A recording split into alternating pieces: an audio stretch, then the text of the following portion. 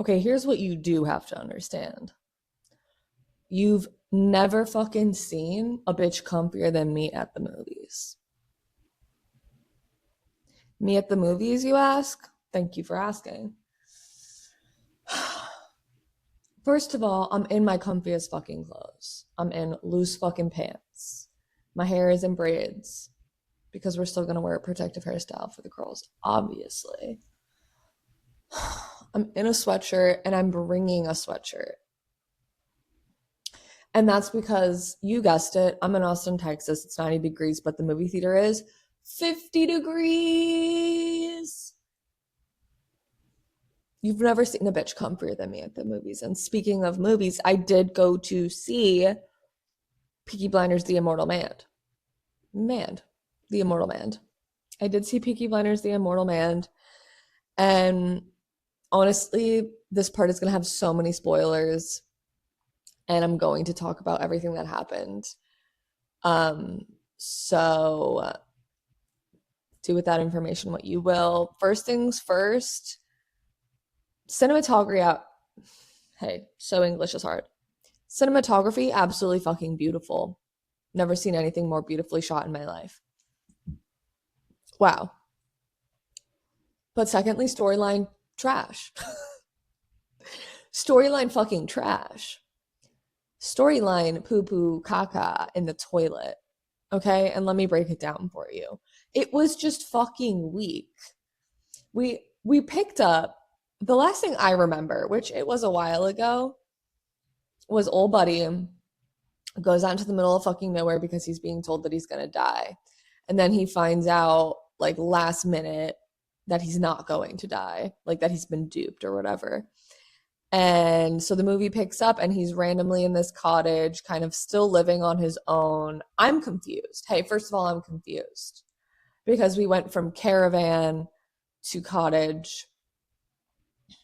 I don't know. I kind of thought we would have picked up at that scene. Maybe that's just me. But he's old. He's got salt and pepper hair now. And other than that, flawless. Beautiful man. Um, and then he basically has sex with a witch and like now he's ready. And that's the whole plot of this story is that he has sex with a witch and he gets his like mojo back. And then he goes and like does all of the things that Cillian Murphy does. Please have a better storyline. Please. That's all it took. That's all it took to get him out of his funk. A little shtup. And then they picked Barry Keoghan to play his son. And I fucking hate it was not good. I didn't like his acting. And just I felt like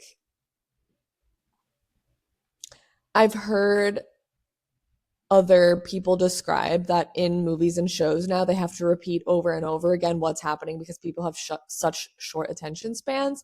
And in true art, they allow you, like, you have to pay attention and you have to like catch all the things and the things and the things. And in normal Peaky Blinders, I feel like they did that. Like, you have to pay attention. There's shit going on.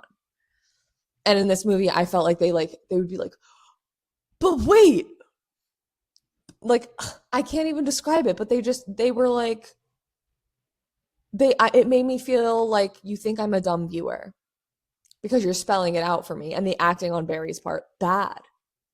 This movie has a 92% on Rotten Tomatoes and I couldn't disagree more. That's fake. Fake fucking news. The first hour I was like, is this going to get better? It's a slow burn. The ending I kind of like, but again, hate that they chose like Barry. Not no good. I don't know why they didn't keep the original kid. I wish they kept him because other than that, it's like original. All the original people, which there's not much of them left. Also, Arthur's dead. When the fuck did that happen? And that felt like a blip. I was like, did I forget that Arthur died? Did I make that up? I don't think I did. I still haven't fact checked that, but I'm pretty sure when we left off at Peaky Blinders, Arthur was alive. And now he's randomly dead and they really just didn't do that fucking justice. Arthur was the homie, and I just feel like they really glossed over that. So once again, I hate Barry Keoghan, whatever the fuck his name is. And I don't think he is a good actor. And I didn't like the storyline. It was weak. Basically, he gets fucked by a witch, he gets his mojo back. Him and his son have beef. He like beats the shit out of his son and he's like, stop being a fuck ass.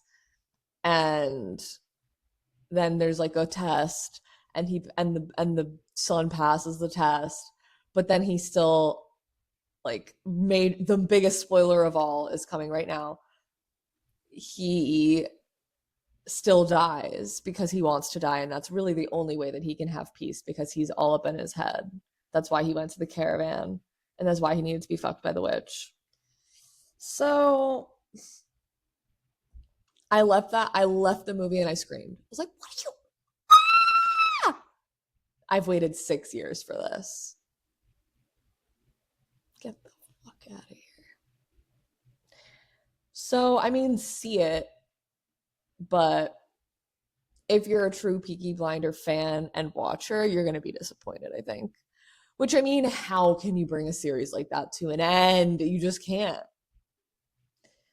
The ending, like, I like the ending, but I don't like how they got there. And that's the last I'll say on that. But I was, and 10 toes down, I was the comfiest person in there.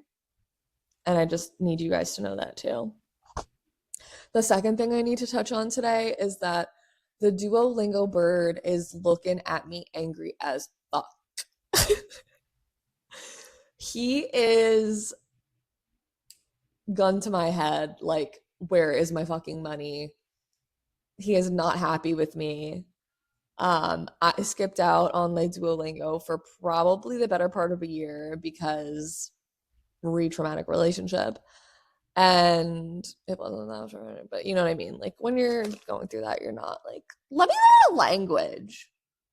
But I'm back on my language shit because I'm not entertaining a dumbass man. I'm back on my Duolingo shit because I'm not entertaining a dumbass fuck ass man. And so, yo hablo español un poco más. Yo hablo español así así. That doesn't make sense. I did learn how to describe the future partner that I want, so please bear with me here. Yo quiero un novio bonito y inteligente uh, y tiene más dinero. Él, él compra zapatos y carteras y ropas para mí. Obviously. ¿Cómo se dice obviously en español? Vale. And that's what I got for you. And I actually feel really tea that I can speak that much. Duolingo bird, give me it could be worse. Now that we've got that all out of the way, I do want you to know that this is going to be a version of me hyping myself up most of the rest of the episode because it will make sense. Uno momento, por favor. I am going to therapy. Woo! And it's begun. I'm in therapy. This is the first therapist that's actually fucking tea, and I love her so much. And I wish I could tell her this. Imagine she's found this podcast. I wish I could tell her my real feelings, but alas. And I wish we could be besties IRL because we 100% would be. But I'm in therapy now. This therapist is tea as fuck. Like she gets it. First of all, we're gonna run this back because I went through the therapy search like in crisis. I was going through a horrible time in my relationship and I was like, I need a fucking therapist right now. Like I need to talk to somebody. I need to talk to somebody. I am in crisis. I am in crisis. That was disgusting. And so I post on my Facebook in this like girls group that I'm a part of, and I'm like, hey every girl in Austin, Texas Do you know a good therapist? Because I am in crisis. And then I list out all the things I'm going through. And like a bunch of people comment, a bunch of people. And one of the main things I wrote was, I need someone who is not afraid to give me tough love and is not a yes man. Because I think there's a bunch of soft little baby booba bears out there who are like, and that's the problem with society, is that a bunch of fucking lunatics are being affirmed. And it's okay that you're a psychopath. No, like you're right. Do not affirm my delusion. Unless it's for me, obviously. And then, so I talked to all these different therapists, and two of them, I'm like, yeah, so like I'm looking, like, I don't want a yes man, like blah, blah. And I can already tell by the way that they're talking to me that I like they are here to baby me. And they're like, no, yes, like of course, absolutely, like totally, no problem. And like, and I was just like, yeah, so this isn't gonna work out. And then the therapist that I have now, that is the tits, she referred herself on my post. So I went through the people that like were actually referred by people because I want like a testimony basically. And those people sucked. So I'm like, okay, well, let me go back to the comments and see who else I haven't chatted with. And she was one of them. And literally the most tea therapist I've ever had. Most expensive, correct. Yes, you would be correct. And I am totally okay with that because she deserves my money because Marie, best therapist I've ever had. But I talked to her on the phone and I was like, I don't want a yes man. And she was like, sit the fuck down, bitch. I have a gun and you're going to listen to me. And I was like, thank you. That's the energy I need. I need somebody who's not just going to be like, oh, yeah, that must have been really hard. And my therapist does equal parts. Like she will affirm that I'm going through something hard, but she'll also be like, but also you're being a crazy bitch. But she'll say it in therapist speak, you know what I mean? So that's cool. And that's on finding a good therapist. If you haven't had a good experience in therapy, it's because you've only had shit therapists. Thank you. Or therapists that just are like, you don't need someone to go easy on you, girl. I'm telling you now. We need someone who will be like,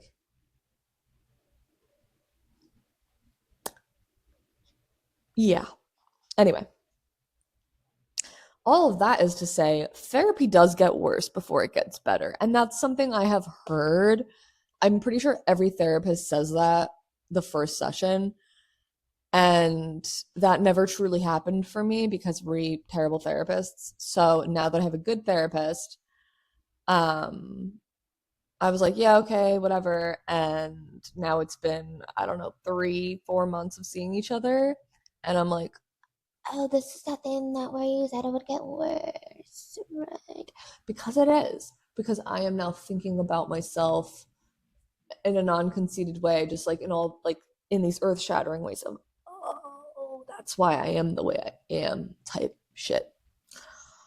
And all that's to say, in therapy 2 weeks ago, I found out that I'm actually a super fucking anxious person, which I mask really, really well under a veneer of humor and soothing other people. Um, Being accommodating to literally everyone else. And then last week, I found out that my core abandonment wound is fear of voicing my needs because I'm scared that I will be abandoned for it. Now, where might you ask I developed this? That is neither here nor there. If anybody has that information, they can use it against me, and I don't want that out there. But I mean, not that literally everything I've ever put on the internet couldn't be used against me because hey, it's insane. But um yeah, I found out my core abandonment wound is um not being able fear of expressing my needs because I believe it will lead to abandonment. And that makes so much fucking sense. Okay. Like, and I reflect and I look back on the way that I am and the things that people have said to me and the relationships I've been in and the ways in which I don't ask for things and I'm hyper independent and all of the other things. Um, and it just really clocked. And what clocked harder, like I heard that she read me five abandonment wounds and she was like, which one resonates more? And then she went a step deeper and she was like, and this abandonment wound, the fear of expressing your needs and being abandoned leads to constantly seeking fulfillment. And when she said that, I pissed myself right there on that lake couch. And it was in that moment that I knew that, oh, that is the one. Because she read the five and I was like, all of them? But the fulfillment piece, because that is something that I'm constantly searching for in a parenthesis negative way. Close parenthesis before the way. Um, I am constantly seeking for fulfillment. I am always like, there's got to be more, there's got to be more. And literally to a fault, and literally in an unhealthy way, I search for this. Um, and it like drives my entire life, truthfully. I don't know how else to say it. And yeah, I'm getting defensive. I'm hugging my laptop and I'm holding everything close. Shut the fuck up. She always clocks. Like as soon as like my arms go up, she'll literally look at them so obviously. And I'm like, girl, I get it. Like I get that you see what's happening. You don't have to let me know that. And then I say it. I'm like, don't look at my arms. And she's like, okay. She's like, well, you're getting defensive. And I was like, do you hate me? But anyway, so the toxic fulfillment seeking. I'm coining that. TM TM. I have a toxic need to feel fulfilled and find purpose. When in reality, I think it's actually in the slowing down and of not doing anything, at least for me, because I keep like seeking all of these things and achieving these things, and then it's just never enough. So that's really cool. Various different accomplishments. Like I did really good in sales and I made good money, but I was like, I don't feel fulfilled. And then I was like, I'm going to build my own business. And I'm 7 months into building that business and hey, kind of crushing it. Pat on back. Just told you, hype myself up episode, sort of. Also tear myself down episode, but just dissect myself episode. Anyway, I built this business and I'm like, what next? I still don't feel anything. Like I still don't feel this fulfillment. Like it's gonna like it's like a like like the bottle's full and I can put the cap on it. I don't think that will ever happen. Scary thought. I don't think there will ever be a point where I am full. And I've looked for that fulfillment or looked to like dull that ache in food, in alcohol, in relationship. I have looked for it everywhere, girl. And right now I'm in a place where I'm not seeking that anywhere else. I've stopped drinking alcohol. I'm not in a relationship and I'm not pursuing a relationship, which is like unheard of because I used to just get right back on a dating app like 3 days later. I healed. I am in a very healed part of my life with food. I used to have a very bad relationship with food. I dabbled between all of the different terrible ways of eating my whole life, literally my whole life up until like 4 months ago. No, like 3 months ago. I stopped having that relationship with food, and it's literally because I preyed on it, bitch. Like, I can't describe anything else, but I don't have that anymore. And now I'm just sitting with this lack of fulfillment, and I'm not able to fill it anywhere, and I just have to deal with the fucking feeling.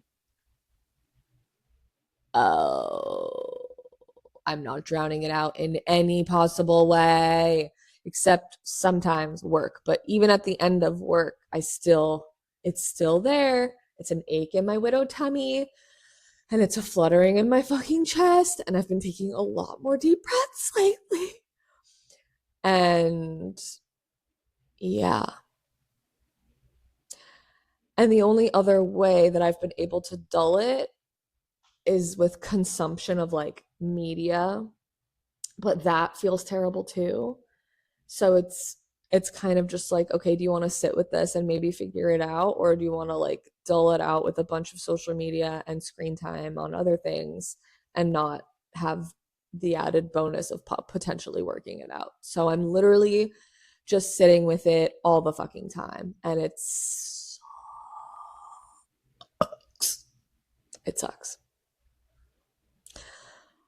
So, all of that is to say, it does get worse before it gets better. Deep sigh. Like, oh my God, I've just been seeking, and like, I seeked it in travel, and I spend too much money, and none of these things, like, it's just, like, the fulfillment's actually here. I've been fulfilled. I think I just need to turn to God more. And if you're not a believer, you have, like, first of all, if you don't believe in anything, what the fuck? But higher power, I think I need to like turn to that and realize the fulfillment is already here. It's in the everyday. And also, I built this really beautiful life, and I have really beautiful friends. And that's all you need. I have enough money to get by. I have wonderful friendships, and here I am. But also, there's this thing in therapy that she told me that I do a lot, which is toxic positivity. So I have toxic fulfillment seeking and toxic positivity. I, because like things are good from the outside, I'm like, but I don't deserve to feel this way. Like, I shouldn't be allowed to like have feelings about the way that I'm feeling, even if there's nothing concretely wrong, of like, like my dog didn't die, but like I still feel bad, but I shouldn't allow myself to feel bad because I have friends and family and food on my table. And all that's to say is, it doesn't mean that you should wallow in it, but you should allow yourself to feel your feelings and like process them. And I think I get stuck in that in that loop. I'm like, okay, just because I feel them doesn't mean I have to like go my whole life feeling that this way. I can just acknowledge the feeling and be like, what does that mean? And how does that influence my life? Metacognition. Learned that in therapy too, that phrase. I feel smart. I'm learning Spanish and Derby. Um, yeah, so all that's to say, that's happening. So I guess I'm just really trying to feel my feelings and like acknowledge the wounds and where they came from and how they affect me now. Yawn and hype myself up a little bit more and give myself credit and be happy where I am at, because it's all part of the journey, dude. Honestly, I kind of feel like that's it. A little quick episode for you guys. Really just updating you on my mental space. And Peaky Blinders, of course. Um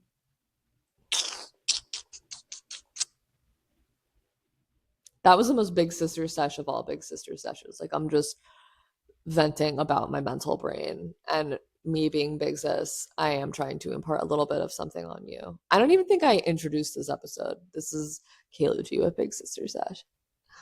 Um, but yeah, like please take something from what I'm learning. My millions and millions and millions of listeners, please, please, I'm begging you, I'm begging you. Anyway, I hope you have a beautiful day. I hope you think about the reason you think the way that you do. And I hope you pat yourself on the back in a genuine, non sarcastic way and really mean it. And maybe like buy yourself a treat or something. You know what I'll say? Any whoozles, have the best freaking day ever. Bye.